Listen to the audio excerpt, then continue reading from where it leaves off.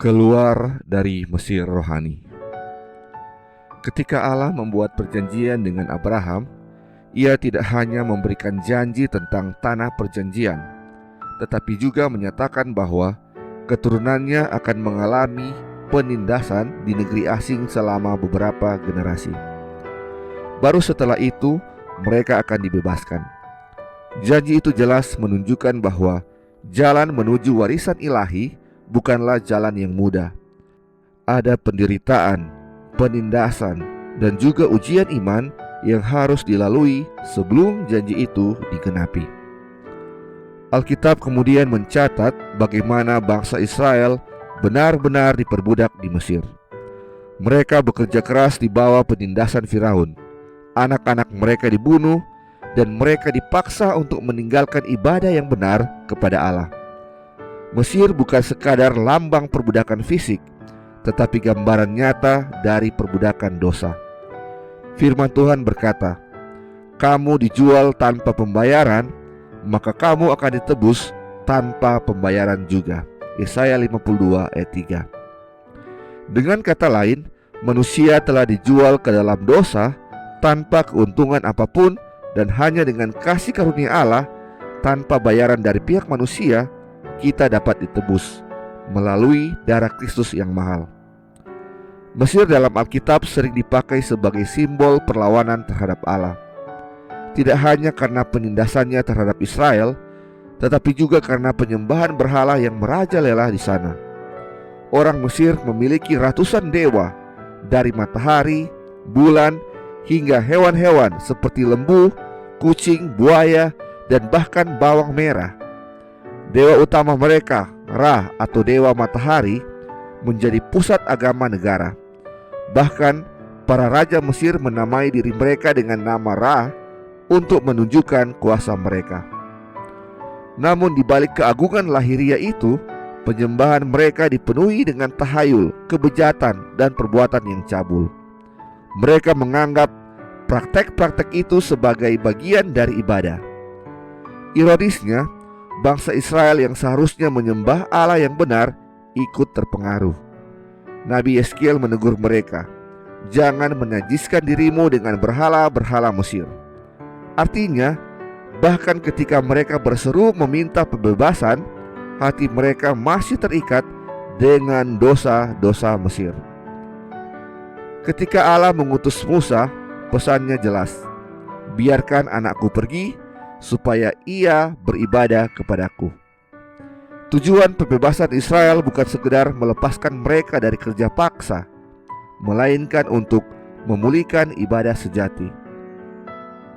Artinya, siapapun yang Allah bebaskan dari perbudakan dosa, dibebaskan bukan hanya untuk hidup merdeka, tetapi supaya ia kembali menyembah Tuhan dengan hati yang tulus.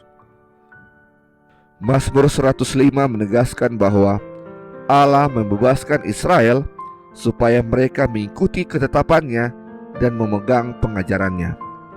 Jadi, kebebasan sejati bukanlah bebas berbuat sesuka hati, melainkan bebas dari dosa supaya dapat hidup dalam kebenaran. Namun Mesir tidak berhenti berpengaruh hanya pada bangsa Israel. Berabad-abad kemudian, ketika gereja Kristen bertumbuh, pengaruh Mesir kembali muncul. Di Alexandria, Mesir, filsafat kafir bercampur dengan iman Kristen.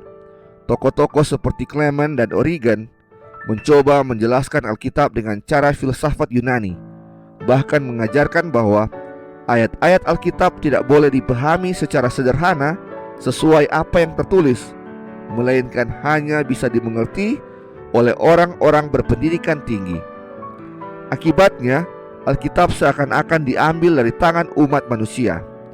Mereka tidak lagi merasa mampu memahami firman Tuhan sendiri, melainkan bergantung kepada guru besar yang justru mencampur adukan kebenaran dengan filsafat pagan atau kafir. Dari sinilah lahir apa yang disebut kekristenan yang dipaganisasi. Agama yang memakai nama Kristus tetapi syarat dengan tradisi kafir. Gereja makin jauh dari kesederhanaan Injil, dan dunia pun masuk ke dalam gereja tanpa bertobat. Inilah akar dari abad kegelapan ketika kebenaran Injil hampir tertutup oleh tradisi manusia. Reformasi Protestan pada abad ke-16 memang mengembalikan Alkitab ke tangan umat. Namun, pekerjaan itu belum selesai. Banyak tradisi dari Mesir, simbol dari dunia dan filsafat manusia, masih tetap melekat dalam gereja.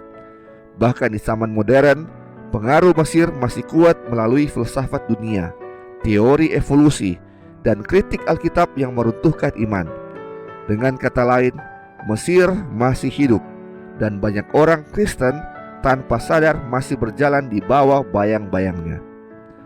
Alkitab menegaskan bahwa Kristus sendiri turun ke Mesir ketika masih kecil, lalu keluar dari sana supaya nubuat dari Mesir, "Kupanggil anakku," digenapi. Itu adalah simbol yang kuat, sama seperti Yesus keluar dari Mesir. Begitu juga setiap orang yang adalah milik Kristus harus keluar dari Mesir rohani, dari dosa, dari tradisi palsu, dan dari kebiasaan dunia yang melawan Allah. Kegelapan Mesir masih menutupi bumi hingga hari ini, tetapi Injil Kristus adalah kabar pembebasan. Yesus tidak hanya datang untuk melepaskan kita dari perbudakan dosa, tetapi juga untuk menuntun kita masuk ke dalam terang kehidupan. Ia menebus kita bukan dengan emas atau perak, melainkan dengan darahnya yang mahal, supaya kita benar-benar menjadi umat yang bebas. Dikutip dari buku Perjanjian Kekal, chapter 12 oleh E.J. Wagoner.